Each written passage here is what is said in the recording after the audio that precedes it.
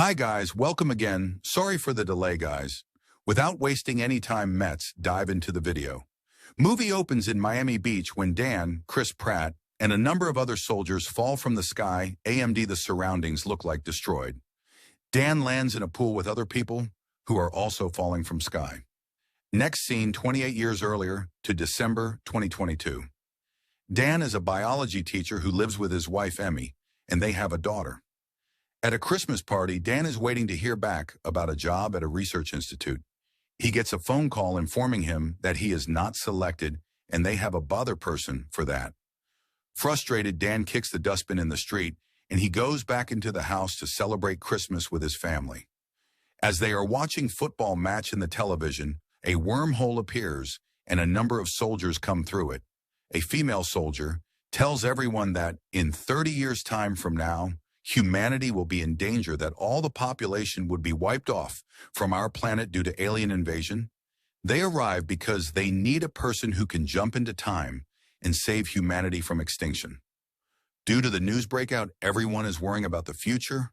Many are protesting against the government, and many people can't focus on their work because if there is no future, what is the purpose of learning things?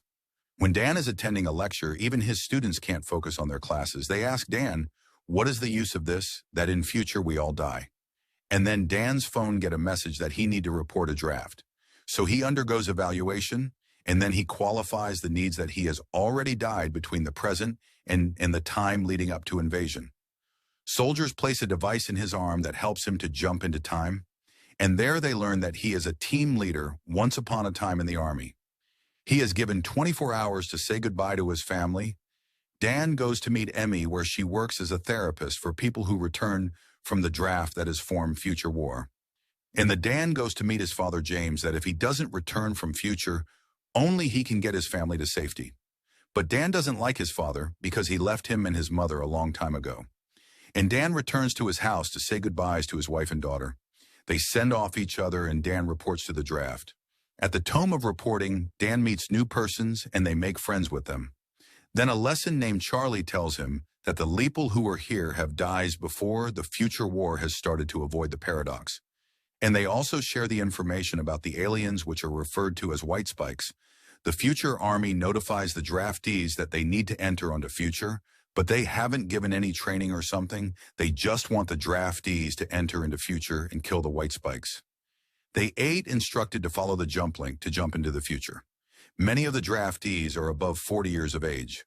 After falling into the future, they are released. Many enters above the sky. So many draftees fall and die, but Dan and some other soldiers fall into a pool, making them to stay alive. After that, Dan reports to the colonel and he informs the team that military has given us tasks to wipe out any living things that are aliens and rescue the lab personnel before they drop bombs on them. The team makes their way into the lab facility, and there they find the lab personnel dead, and they made sure to recover the research they did, and they successfully taken their research and made their way out, only to find white spikes outside. White spikes are deadly and fast with a whip-like tail. Dan and his team manages to kill some white spikes, and they run out, but some soldiers falls in the middle. Dan tries to help, but they decided to stop the white spikes, and the remaining soldiers run from there, and the army dropped bombs on them, killing the fallen soldiers and white spikes. The surviving draftees made their way at a camp in the Dominican Republic. Dan meets the colonel, who turns out to be his daughter, but she is not speak-friendly towards him. She tells Dan that her team has located a female white spike whose physiology can help us in bringing the whole hive down. The team comes across the cave containing the female, but dozens of male white spikes start coming down. Some get shredded by chopper blades while the soldiers continue to fight them off. The team manages to cage the female, albeit with Dan nearly compromising the mission to save Maury. She reprimands him and then reveals to him that he died 7 years after the draft in a car accident, and Maury witnessed his final moments. All of this being after he returned from the draft and became disillusioned and left his family, hence her estrangement toward him. The team brings the female back to an oil rig where the jump link is so that they can produce a toxin from the female's blood that will wipe out all the white spikes. Soon, many more aliens overrun the base and attack, leading to another ferocious battle.